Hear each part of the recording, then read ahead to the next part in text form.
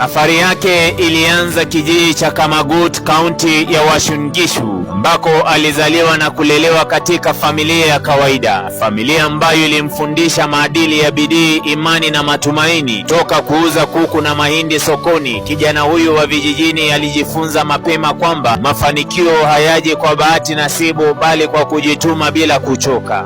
Namzungumzia si mwingine ila shujaa huyo mnayemtazama kwenye picha hizi. Alisoma kwa bidii, akaenda shule ya msingi ya Kamagut, kisha akajiunga na Wareg Secondary, baadaye Kapsabet High School. Kwa juhudi na nidhamu aliendelea hadi chuo kikuu cha Nairobi, ambako alipata shahada ya kwanza ya sayansi ya wanyama, yani Botany and Zoology, na hatimaye shahada ya uzamifu, yani PhD katika ekolojia ya mimea. Lakini elimu yake pekee haikumtosha. Moyo wake ulikuwa umejaa ndoto ya kuhudumia taifa. Akaingia siasa kupitia chama cha Youth of KANU mwaka 1992, ikiwa kijana mwenye ari, hatua kwa hatua, kupitia uaminifu, hekima na uwezo wa kipekee wa kujenga urafiki na maono ya kitaifa. Daktari William Samoei Ruto alipanda ngazi, awa mbunge wa Eldoret Kaskazini, waziri katika nyanja mbalimbali, naibu wa rais na hatimaye rais wa Jamhuri ya Kenya. Leo tunamshirikia si tu kwa sababu ya hadithi yake binafsi tu, bali kwa sababu ya kazi zake kubwa zinazoguza maisha ya Wakenya wa kawaida, ikiwemo ajenda ya affordable housing.